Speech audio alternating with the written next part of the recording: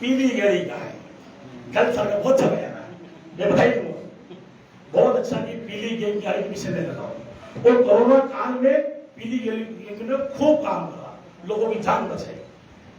वो अब बताना किसे जान बचाई पीली गेम ने, क्योंकि पीली गेम का काम क्या था, हर जगह व्यवस्था करना।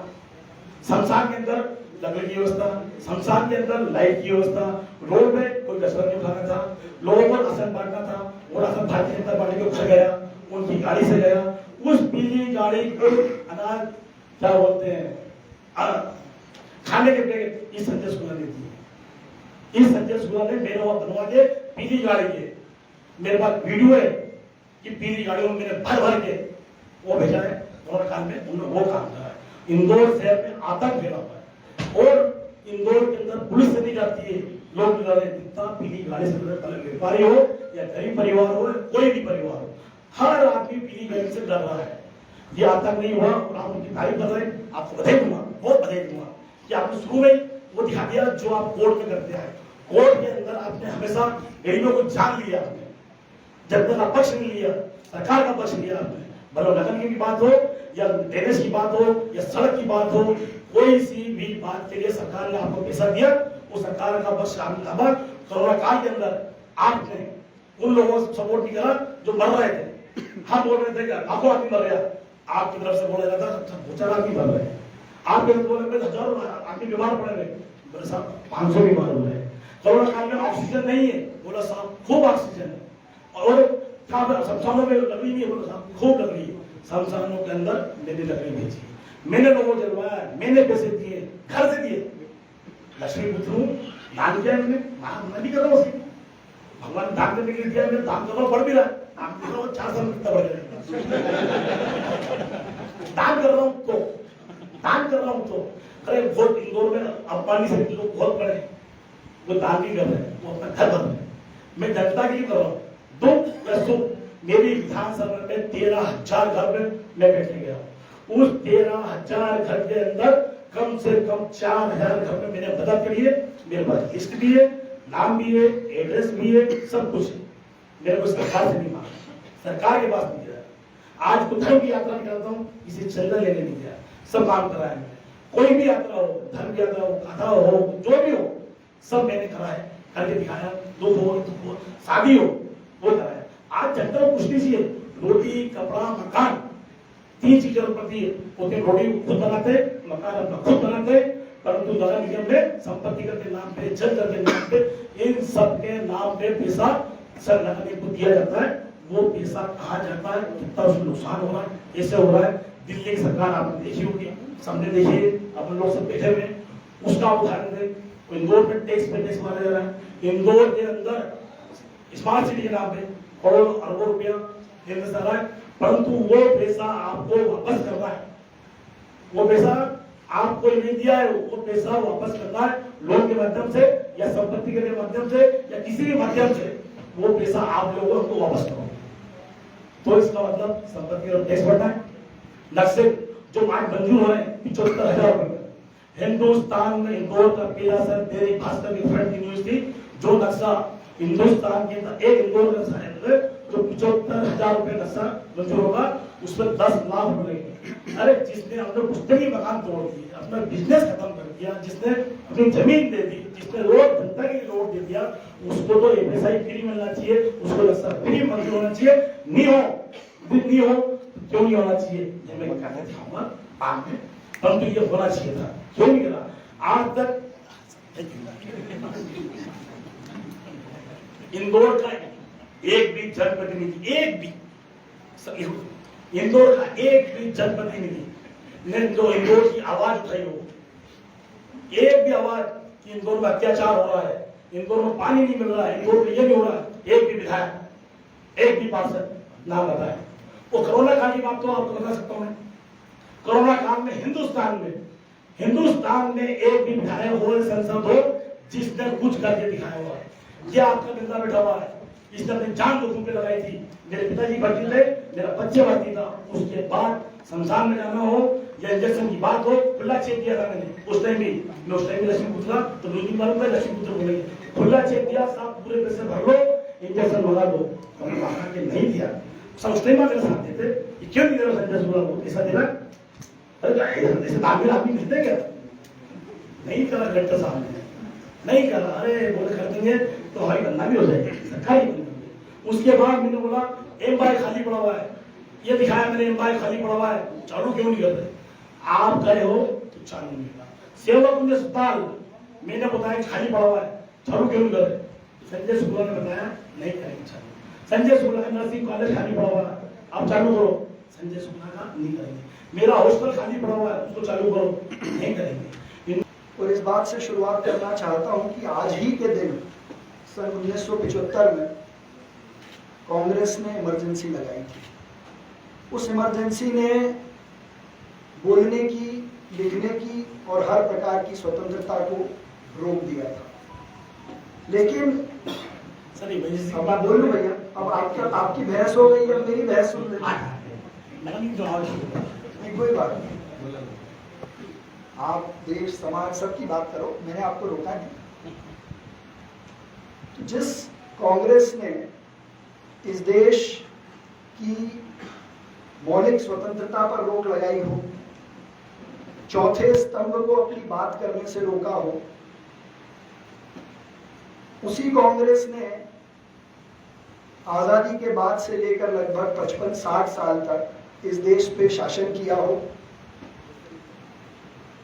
तो मुद्दा केवल एक है, कल, आज और कल।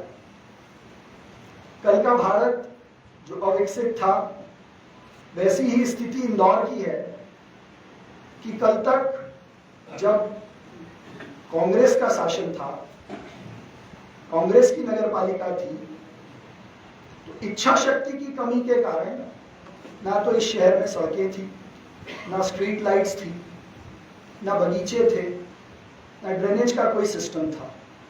लेकिन भारतीय जनता पार्टी जिस विकास के आधार पर इस देश को आगे ले जाना चाहती है, उस विचार से और माननीय मुख्यमंत्री शिवराज सिंह चौहान जी के सपनों का जो ये इंदौर है, उसको बनाने का जब काम शुरू हुआ, मैं ये बात इसलिए बहुत गंभीरता से कहना चाहता हूं कि जब आप कोई बड़ा काम करते हो तो समय लगता है। देश बनाने में, प्रदेश बनाने में, शहर बनाने में और घर बनाने में अंतर है। इसलिए जब इस शहर को बनाना कैलाश विजयवर्गीय जी ने अपने प्रथम महापौर के कार्यकाल के रूप में शुरू किया, तो इसकी जो आधारभूत संरचनाएं थी, जो बेसिक इंफ्रास्ट्रक्चर की जरूरत थी कि 2021 तक इस शहर को क्या आवश्यकता होगी, उस रोडमैप के साथ उन्होंने काम किया। शहर की सड़कें चौड़ी की, गली गली पब्लिक पार्टनरशिप के साथ सड़कें बनाई। इसी इंदौर नगर पालिका निगम ने आदरणीय बड़े भैया संजय जी के घर के सामने की डबल रोड बनाई, बाणगंगा का पुल बनाया।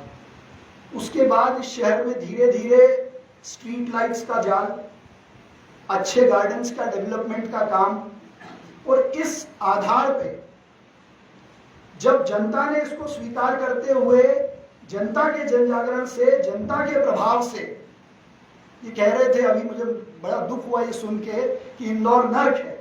जिस जनता की ताकत से, जिस जनता के आत्मविश्वास से, जिस जनता के हौसले से ये देश भारत में नंबर 1 बना हो, जिस इंडेक्स पे, जिस रिकॉग्निशन पे ये देश खड़ा है, उसको नर्क कहना इस शहर की जनता का अपमान है, नंबर 1। नंबर 2, इन्होंने दूसरी बात कही कि मैं अभिभाषक के रूप में छोड़ के इस जगह क्यों आ गया। देश और समाज चाहता है कि अच्छे लोग राजनीतिक क्षेत्र में आए। वकील कौम वो कौम है जो आजादी के पहले से इस देश के लिए लड़ती आई है, तो अभिभाषक राजनीति में नहीं आ सकते हैं, ऐसा इनका मानना है। तो ये अभिभाषक कौम का भी अपमान है। तीसरा, जब इन आधार मेरी वहाँ जरूरत है, मेरी वकालत बंदी हुई, मैं जाके कर सकता हूँ। अब आप मुझे मेरी बात रखने दीजिए। ऐसा बोले तो अच्छा लगे, तो सही लगे आपने, ये जो आपने कहा मैं वही बात कह रहा हूँ। तो इस विकास, हमारा मुद्दा क्या है? भारतीय जनता पार्टी मुद्दों पे बात करने वाली पार्टी है, कार्यकर्ता आधारित पार्टी है। तो विकास के आधार पे जब इस शहर का रोड मैप बना, तो 4 महापौरों ने अलग अलग इश्यूज को हाथ में लेकर इस शहर को डेवलप करने का काम किया। एक बड़ा सिस्टम है, कुछ काम हुए हैं, कुछ होना बाकी है। तो एक कल का इंदौर था जो अपने कांग्रेस के जिस इंटेंशन से काम हुए, जिस भी प्रकार से काम हुए, उस शहर की प्रगति नहीं हुई। लेकिन इन 4 कार्यकालों में शहर की जनता काम के कारण मन से खुश है। आप किसी से भी निष्पक्ष राय लेंगे तो वो कहेगा कि इन्होंने काम किया है, जो कहा था वो भी किया है, इसलिए उनके चेहरे पे एक प्रसन्नता है। बड़ा मुद्दा ये है कि आगे क्या, ये आने वाला शहर भारत में, जिस ये हमारा कहना नहीं है, ये देश के हर नागरिक का मानना है कि आने वाले समय में इस देश का प्रतिनिधित्व इंदौर करेगा।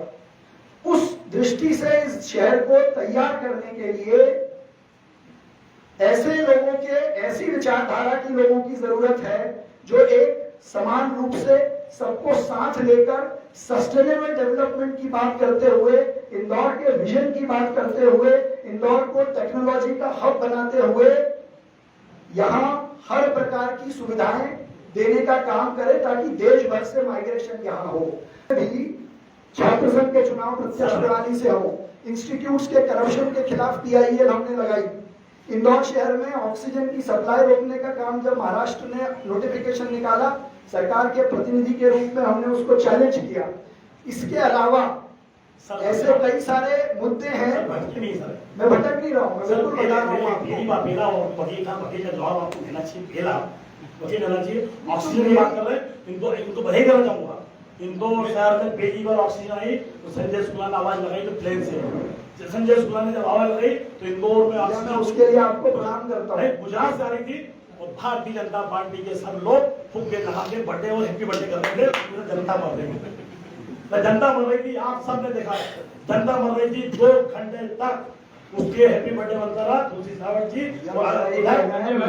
इंदौर के लिए क्या करेगी, इंदौर के लिए आपका विजन क्या है, इंदौर के लिए आपकी सोच क्या है, बेसिक इंफ्रास्ट्रक्चर कैसे डेवलप करेंगे, आधारभूत संरचना क्या होगी, ये आप बताएं। आपने शहर के हित के लिए आपने क्या करा, मैंने तो 28 में बहुत हित करा। आपके हित के मैं मान रहा हूँ, उसको प्रणाम कर रहा हूँ, पर मैं जानना चाहता हूँ कि शहर में आने वाले इंदौर के लिए आधारभूत संरचनाएं कैसे इकट्ठी करें। मेरा दोनों साथियों से आग्रह है कि बहुत सारे पत्रकार मेरी बात का जवाब तो दे। लगातार देखा गया है नगर निगम के कामकाज में कि पहले सड़क बनती है, फिर गड्ढे खुदते हैं, फिर सड़क बनती है, प्लानिंग की कोई कहीं नजर नहीं आती। तो इसको लेकर मतलब शुक्ला जी, मतलब आप दोनों से मैं जानना चाहता हूँ कि ऐसी कौन सी प्लानिंग रहेगी जिस वजह से इस तरह की चीज निर्मित ना हो। कभी बाउंड्री वाल बन जाती है, फिर तोड़ी जाती है, फिर नहीं बनाई जाती है, तो इस तरह के चीजों के लिए क्या विजन है आप लोग? सर विजन तो मुझे अब बनाना है। मैं यहाँ बैठा हूँ, अभी तक पार्टी के जो भी 4 मेयर रहे, उनसे क्या विजन था? इंदौर शहर में सबसे पहले सड़क बनती है, फिर उसको खोदी जाती है, लेने डाली जाती है, फिर उसको साफ बनाई जाती थी, फिर उसको नंबर लाइन डाली जाती है। क्यों नहीं आज तक प्लानिंग करी? और ये पैसा उनका घर का नहीं, जनता का पैसा है। इसमें ठेकेदार, अधिकारी, नेता मिलकर आपने देखा उसका सबसे पहले होना चाहिए, क्योंकि जितने अधिकारी बैठे हैं उनको लाइन से बिठाना चाहिए। जिसने गलती करी मैं उसको सस्पेंड कर दूंगा, लाइन में ठीक कर दूंगा। क्योंकि जब तक आप ठीक नहीं कर सकते, भार्गव जी के साथ जब वकील बैठते तो अधिकारी 2-2 घंटे बाहर बैठते सर के पास, बाहर बैठे रहते थे। वही वकील अधिकारी लोग, सर मुझे यह काम कराना, मुझे करना है, अभी नहीं होगा, अभी सरकार को सुनना नहीं हो गया। क्योंकि सर आज तक सर कोई काम नहीं हो गया। लोग पहले भी कई लोग मर गए, भी गलत होता है। आज भी देखिए 2300 से 3800 रुपए बिल कर दिया। आम आदमी बताइए, मैं ऐसा विजन बनाऊंगा, काम करूंगा आज से ही, अभी से ही। क्योंकि माता बहनों का बेटा आशीर्वाद मिल गया है, और मेरे भार्गव जी का साथ मिलूंगा जो वो वकील है। तो हम दोनों मिलकर सेहत और विकास करेंगे। क्यों नगर में मैं लड़ूंगा, प्लानिंग में करूंगा, कोर्ट में कोई गलत काम होता है उसका ही मेरा साथी। चलिए मेरा सवाल आपका सवाल बहुत लाजमी और उस पर बहुत काम करने की ज़रूरत है। इसलिए मेरे पास जो उसका अभी आइडिया है वो ये है कि एक शहर की सड़क और ड्रेनेज लाइन बनने की एक मॉनिटरिंग कमेटी बने।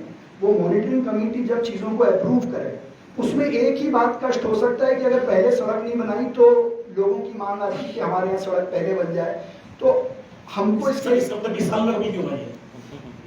क्या 20 साल की प्लानिंग करी, हाथ गलती करी। प्लानिंग की है ना, उसको और ठीक करने की जरूरत है। सब एक बार में नहीं हो सकता ना भैया।